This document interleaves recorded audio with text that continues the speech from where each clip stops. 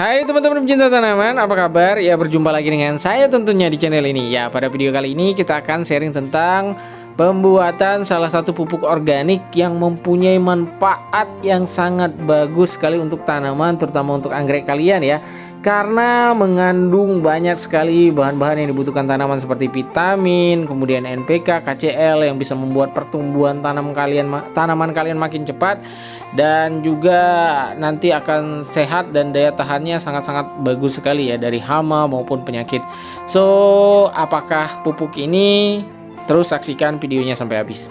Ya teman-teman, pupuk ini terbuat dari bahan utama dari pohon dewa ya, atau pohon dewa ini nama lainnya adalah pohon kolor. Pohon kelor ya. Ya, kenapa sangat bagus sekali teman-teman? Karena di dalamnya mengandung protein, vitamin A, vitamin B2, vitamin B6, vitamin C, mineral, zat besi, kalsium, kalium, magnesium, kemudian ada juga asam amino, antioksidan dan lain-lain, sehingga memang ya bisa membuat anggrek kalian itu pertumbuhannya lebih cepat. So, bagaimana cara pembuatannya? Ya langsung saja ya. Ya, pertama-tama tentu kalian harus cari dulu daun kelornya ya. Kalau misalkan kalian punya sendiri di halaman rumah dan selama ini tidak digunakan untuk apa-apa karena kalian hanya menggunakannya mungkin untuk mengusir setan atau untuk sayur-sayur biasa. Nah, kali ini kalian bisa gunakan dia untuk pupuk ya teman-teman. Jadi tinggal diambil saja. Setelah kalian ambil, lalu pisahkan daunnya antara dengan batang yang keras-keras itu loh, karena nanti akan kita hancurkan. Ya, dipisahkan saja kayak gini. Oh ya, banyaknya ini sekitar 300 gram ya teman-teman. Jadi tidak banyak-banyak amat. Kenapa? Karena saya buatnya untuk sekali semprot saja.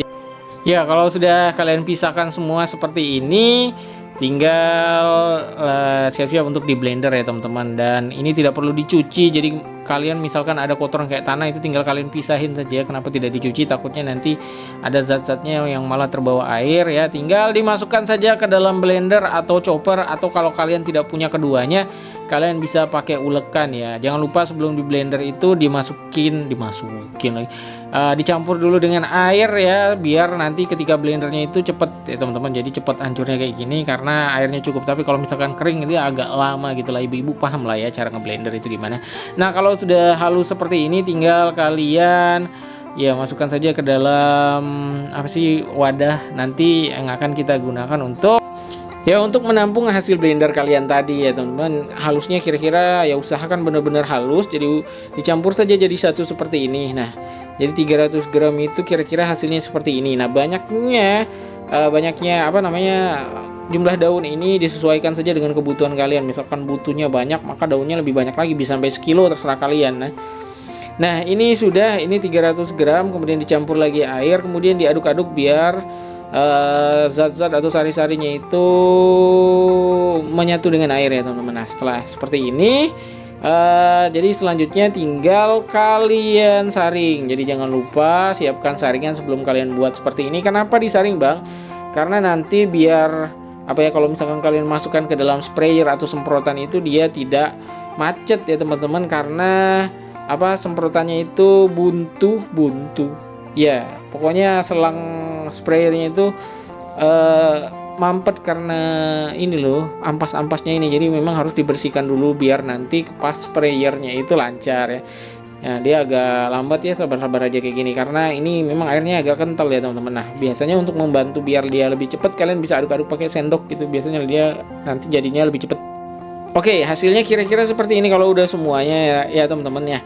Nah, ampasnya ini kalau misalkan kalian merasa kayak ini kayaknya ampasnya masih banyak deh zat-zatnya itu, nah bisa disaring lagi. Kalian bisa tinggal tambahin lagi aja air putih biasa, kemudian diaduk-aduk.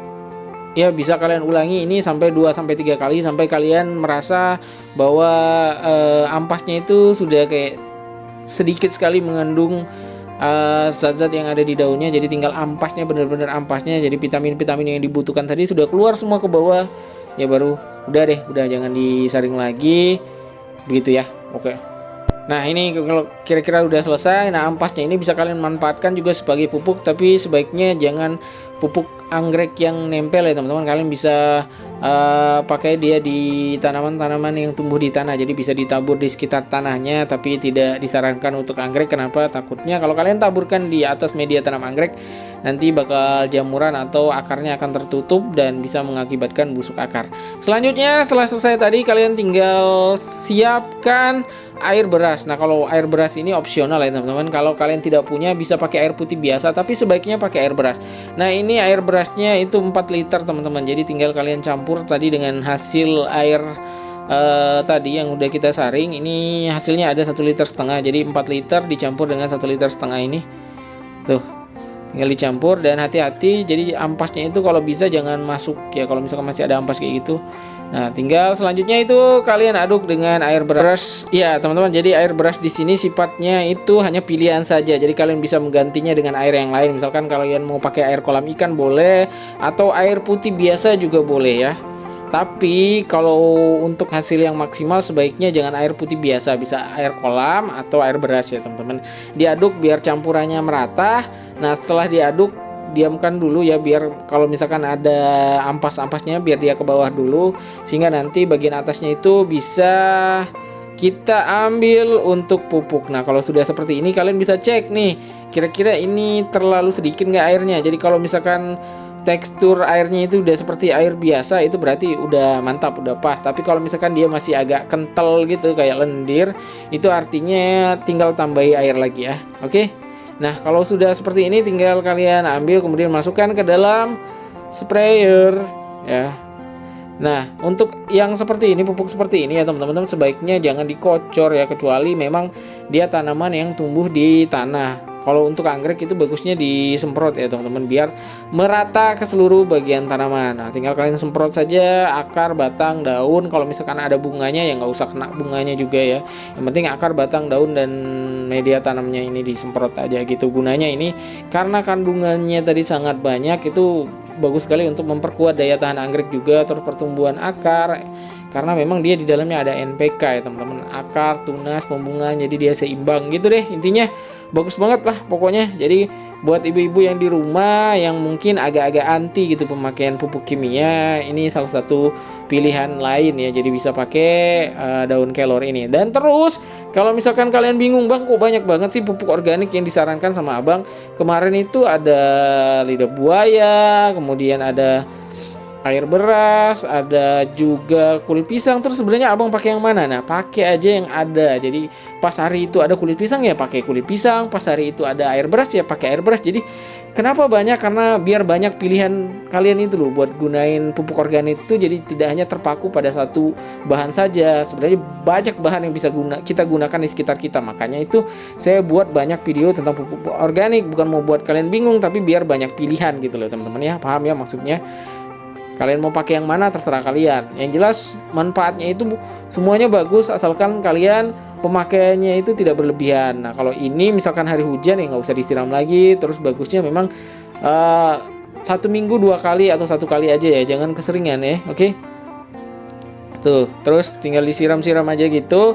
Dan ingat ya teman-teman, disclaimer, pupuk manapun, pupuk apapun, sebagus apapun pupuknya, itu tidak akan pernah bermanfaat kayak semaksimal mungkin untuk kalian ketika kalian tidak paham agroaklimat. Jadi pupuk itu akan apa ya, akan khasiatnya itu maksimal ketika memang anggreknya itu sudah dari awal kalian cara tanamnya benar, kemudian simatnya benar, kemudian suhunya benar. Nah, anggreknya itu udah tumbuh, udah subur, kalian udah paham cara nanamnya, baru pupuk itu bisa booster, jadi bisa kelihatan hasilnya. Tapi kalau memang kalian nggak paham, terus anggreknya memang udah mau mati-mati itu karena kalian nggak paham, terus di booster lagi dengan pupuk, terus nggak efeknya nggak muncul, itu bukan salah pupuknya tapi salah kalian karena kalian nggak paham cara nanamnya. Jadi pahami dulu cara nanamnya, baru pupuk itu bisa ya berguna untuk pertumbuhan anggrek. Nah, ini juga bisa kalian manfaatkan untuk anggrek tanah kalian, jadi bisa disiram kayak gini. Oke teman-teman ya, mantap dah,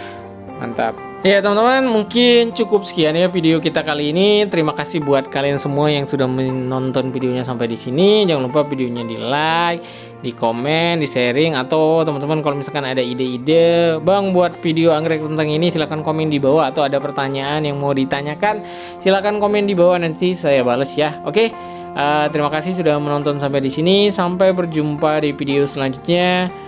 Dadah, happy gardening. Bye.